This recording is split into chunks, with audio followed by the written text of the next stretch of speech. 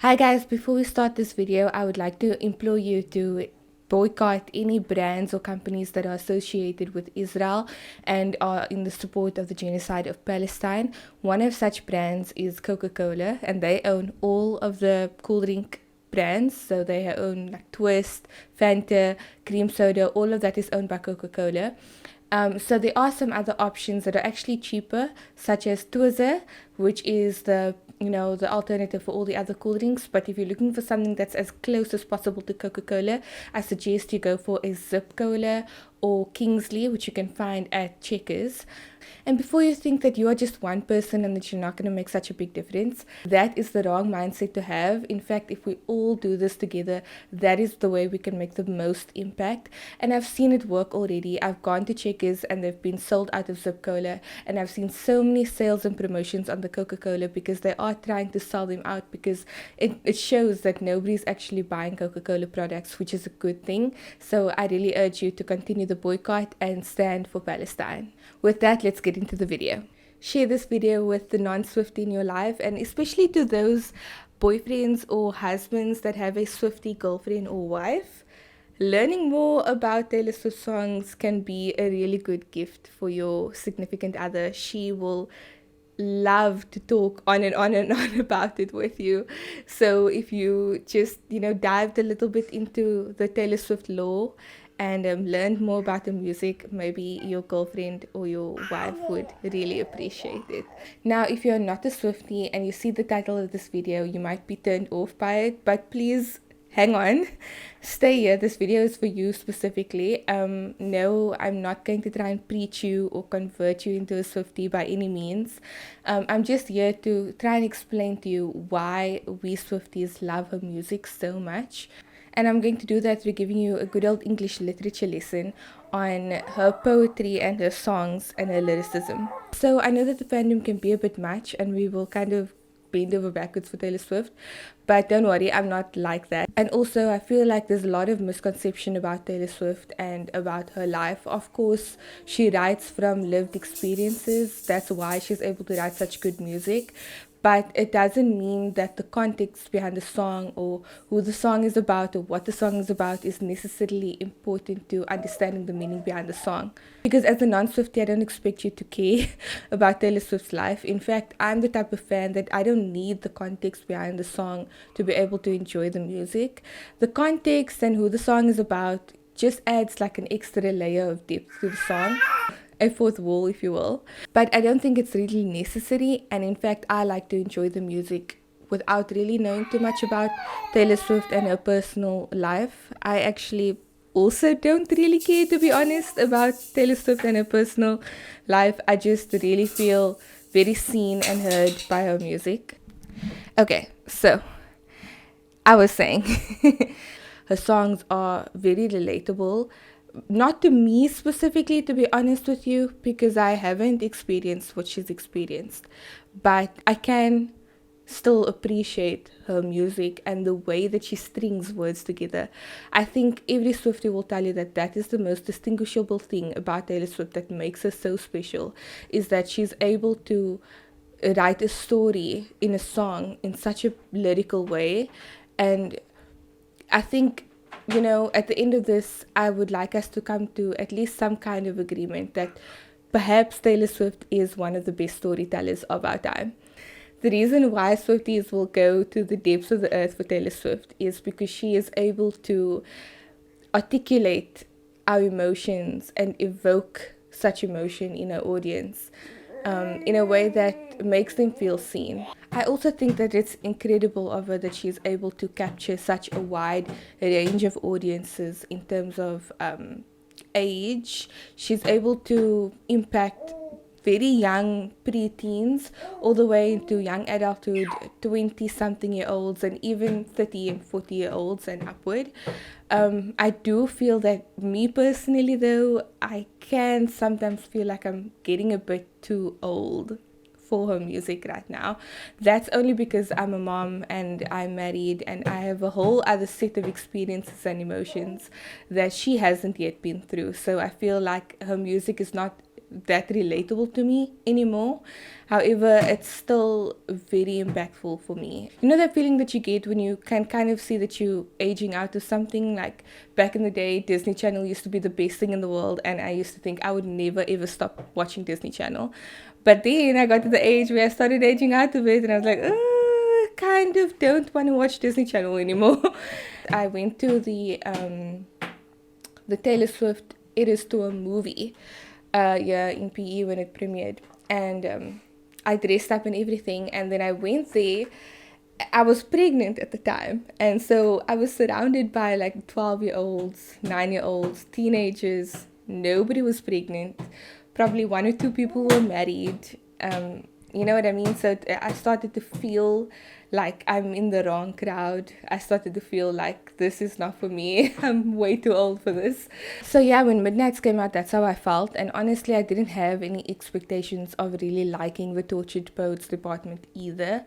I really thought that, you know, this is probably the last straw. I'm probably not going to be listening to her anymore because it's not for me and my experiences anymore. But then she completely surprised me with this album because the lyricism and the concepts that she speaks about is so mature. Obviously still not relatable to me, but I don't know how 12-year-olds and 9-year-olds are listening to this and actually understanding it. They'll probably understand it a bit better when they're older, because I do think that the concepts that she speaks about in this album are very mature. To relate to it, you have to go through a lot of experiences. You have to experience love bombing. You have to experience narcissism. Those kinds of deep things that you can only really experience once you've been in a mature relationship. So yeah, I love how she's able to relate to older audiences in that way. Anyways, I think I'm rambling on for too long and I've probably lost all the non-Swifties. You're probably a Swiftie if you stayed this long into the video. But anyways, still back to the English literature lesson. Let's get started.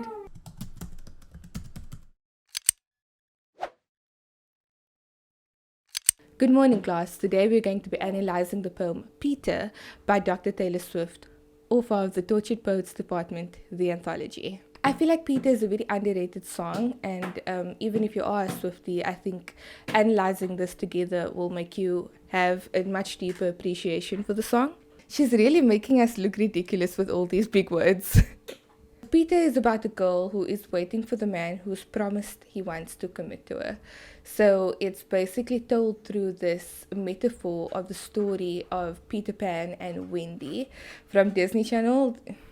See, Disney Channel did come into relevance in this video somehow. But we all know the infamous story of Peter Pan, who lives in Neverland and he never grows up. And he meets a little girl called Wendy, and at the end of the movie she goes back on the ground and she grows up and becomes an adult. So it's kind of like that story of a guy and a girl who had fallen in love, but maybe it was the wrong timing, especially for the guy. He needed to mature a bit, and he said that he would come back and find her when he is ready to commit to her. So verse 1 goes, "Forgive me, Peter, my lost fearless leader, in closets like cedar, preserved from when we were just kids." So I'm not going to be playing the song here because I don't want to get copyrighted, but I do urge you to go and listen to the beautiful melodies that accompany these amazing lyrics. But forgive me, Peter, my lost fearless leader. So of course Peter is part of the Lost Boys, and so that's where that lost fearless leader comes into play, playing into that Peter Pan narrative. And I think when she's saying forgive me, Peter, it's kind of like excuse me, Peter, or trying to get his attention, but also she's feeling bad about this relationship, which she shouldn't be, you know, apologizing for it, but she's kind of, it shows this, she doesn't know what's happening with this relationship. It's more like a situationship more than anything else. So she's kind of like, forgive me, Peter. She's still kind of that people pleaser attitude is coming through, where she thinks that she's done something wrong. Closets like cedar, preserved from when we were just kids. So that's just a beautiful way of saying that Peter is kind of still the same as he was back when they were just kids. He has been preserved in cedar, and it's such a beautiful, more loving way to preserve someone. There's no bad feelings here for some reason. Is it something I did? So that tells us that she is kind of questioning the past and wondering, why is Peter still the same as he was? Why was he preserved? Why did he not come back for her? Did she do something? And that is why she starts off with, "Forgive me, Peter." The goddess of timing once found us beguiling. She said she was trying. Peter, was she lying? My ribs get the feeling she did. So this gives us insight into the fact that maybe the timing wasn't right back when they were kids to be in a relationship back then. But the goddess of timing found them beguiling. I want to emphasize the word beguiling here, because it's kind of, the meaning of beguiling is charming or enchanting, but in a deceptive way. So the goddess of timing found them charming, but was it just a lie? Was it just a deception? She said she was trying, as in the goddess of timing is trying to make the relationship work, but it's actually Peter who has promised. That he was trying in the relationship to make it work. And then she asks Peter, was she lying? Was the goddess of timing lying? Were you lying to me all this time? Were you maybe not as ready as you said you were to be in a relationship with me? From this point, we can see that the song is actually written from Wendy's perspective. Wendy is asking Peter, what happened? Why haven't you come back? And was it a lie all along? My ribs get the feeling she did. So that is just another way of saying you had this feeling in your bones. So Wendy had this gut feeling that, maybe the goddess of timing, as in, because Peter used the excuse back then that he couldn't be in a relationship with her because the timing was wrong, he wasn't ready. Was that just an excuse, and was it a lie? And so she gets this gut feeling that she actually was fooled. So that is verse 1, and then we go into the pre-chorus, and she says, "And I didn't want to come down. I thought it was just goodbye for now." So yeah, we see more that it's from Wendy's perspective, because she eventually does come down from Neverland and she lands on her feet. She's not flying anymore, because Peter Pan always flies around, right? He doesn't grow up. He just keeps flying around. And so Wendy comes down back to Earth, and she thought that it was just goodbye for now, as in back then when she came down, she didn't think that they would never see each other again. She thought that, they would rekindle their relationship in the future, like he said, because he used the excuse of bad timing back then. Then we go into the chorus, and it says, "You said you were going to grow up, then you were going to come find me." And she repeats that 3 times. Said you were going to grow up, then you were going to come find me. Said you were going to grow up, then you were going to come find me. So Peter Pan was supposed to grow up and find Wendy when they are a bit older, but obviously it didn't happen. Words from the mouths of babes, promises oceans deep, but never to keep. Oh, never to keep. So he made these promises to come find her once he'd grown up, and once he came down from flying and matured more, using the excuse of bad timing, and he would come and find her, but the promises were oceans deep, but they were never kept. So he never kept his promises, and he actually never came back for her, or at this point she's still waiting. In verse 2 she says, "Are you still a mind reader, a natural scene stealer? I've heard great things, Peter, but life was always easier on you than it was on me." So here we get the first glimpse of this whole love bombing aspect to Peter. We, at least from my perspective or my interpretation, is that he is a natural scene stealer. So he's quite charming, just like the goddess of timing found him beguiling. Deceptively charming can be a word to describe Peter in this scenario, because he is really good with people and is really good with words. He can read your mind. With the whole concept of making promises that he can't keep, you kind of get the sense that he's a love bomber. Love bombing is when somebody in the beginning of a relationship or trying in the stage of trying to get you or charm you, they make you feel like you are on top of the world. They make you feel like you're the only person in their world. They kind of dump all this affection on you all at once, makes you feel so special in the moment. But then when it comes to upholding that promise and committing to the relationship long term, they can't do that. She's heard great things about Peter as well, meaning that other people are talking about Peter in this great light, because maybe he deceives and he charms all the other people as well.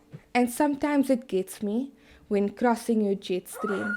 We both did the best we could do underneath the same moon in different galaxies. So she uses jet stream here as another metaphor for something that came very quickly and passed by, and it kind of leaves this trace. So while she's casually passing the jet stream, she thinks back on their relationship, and she kind of makes excuses for him and says that they were both trying, they were both kind of wanting to be in the relationship, but also being at different time in different places in their lives, under the same moon in different galaxies.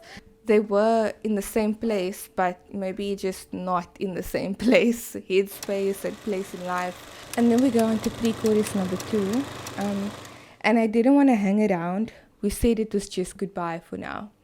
So hanging around, meaning they kind of were in the same place at the same time, but they were looking for different things in the relationship. And she didn't just want to be dangling, hanging around, waiting for him and allowing him to do whatever he wanted to do, and she couldn't do whatever she wanted to do. So she kind of also needed to prioritize herself and, look for what she was wanting, because they were wanting different things and she just didn't want to be hanging around waiting for him. But she did think that one day they would come back together again. So the choruses are all the same in the song, so we're going to go to the bridge. And the bridge goes, and I won't confess that I waited, but I let the lamp burn. She didn't wait for him in the sense that she explored other relationships, but she still let the lamp burn, meaning she still allowed her feelings to linger, her feelings for Peter. Even though she explored other relationships, she still had feelings for him. As the men masqueraded, I hoped you'd return. With your feet on the ground, tell me all that you'd learned. She explored these other relationships with these other men, and they were kind of in masks. They weren't really real. Her love and her feelings for those other men didn't really blossom the way they blossomed for Peter, because she always hoped that he would return to her with his feet on the ground, meaning he had grown up and he had matured and he had become ready to commit to her, and then tell her that all that he has learned in his life, from maturing and maybe exploring other relationships and everything that he learned along the way once he had now matured and landed on the ground. Say da. Because love's never lost when perspective is earned. So she's kind of she's making excuses again. She's trying to look at the positive side of things and say that because they fell out of love for that moment in time, and after they've separated and learned more about themselves in these other relationships, that doesn't mean that their love was lost because they gained perspective, So she's trying to spin it into a more positive story here. So she's saying to Peter that, you might have drifted away from me for a bit, but you must have learned something, and perspective was earned. You've grown, and you've matured. So all that we did by separating wasn't in vain, it wasn't lost. And you said you'd come get me, but you were 25, and the shelf life of those fantasies had expired. She realizes now that him coming back to her and them gaining perspective and learning, maybe that was all just a fantasy. And eventually the fantasies expire, and she starts to realize that maybe Peter's not coming back, and maybe he's, already grown in age, but still not in maturity, and maybe he still doesn't want the same thing that she wants, and maybe specifically not her. Lost to the Lost Boys chapter of your life, and Lost Boys is in quotation marks. So she's saying that she's lost to the Lost Boys chapter of his life. So obviously we know that Peter Pan is part of the Lost Boys, but metaphorically she's saying that that chapter of his life, that early young life where he's exploring and trying to figure out who he is, she just realizes that she's simply just part of that chapter, and now she's lost. He's no longer integrating that part of his life into his life now. After years have gone by and he's grown older, she's realized that she was never part of that plan. Forgive me, Peter. Please know that I tried to hold on to the days when you were mine. But the woman who sits by the window has turned out the light. Again, she's apologizing, but she's kind of saying that, she has to protect her own heart, and she has to prioritize herself, and she's realized that maybe he's not ever coming back, so she's not going to wait any longer, and she's not going to harbor these feelings for him.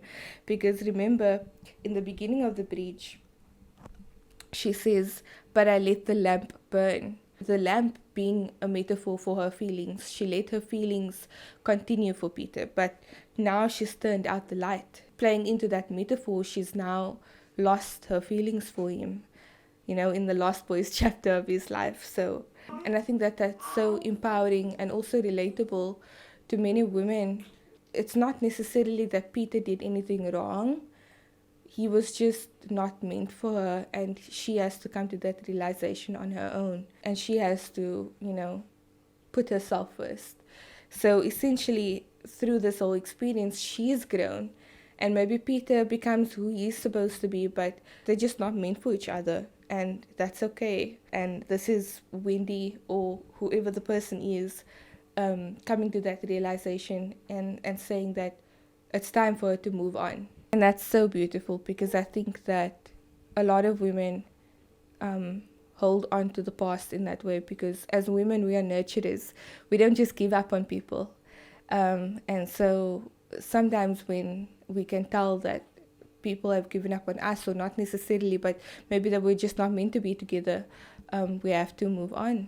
And I think this is a very healing song.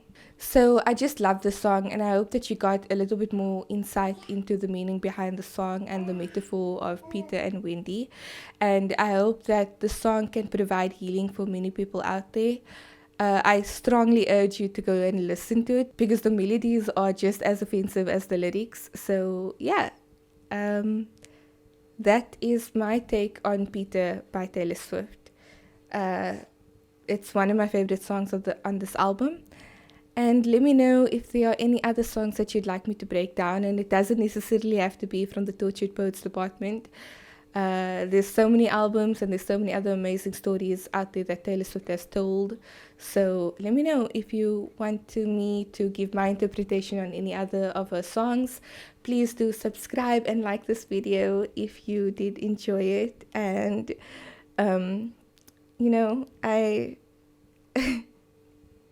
it costs you nothing to subscribe, but it means a lot to me. So anyways, Mariam is begging for my attention, so I'm gonna go, but I'll see you guys soon again. Bye for now. Mwah. Say bye, Mariam. You can't eat the mic. Say bye. Okay. Bye.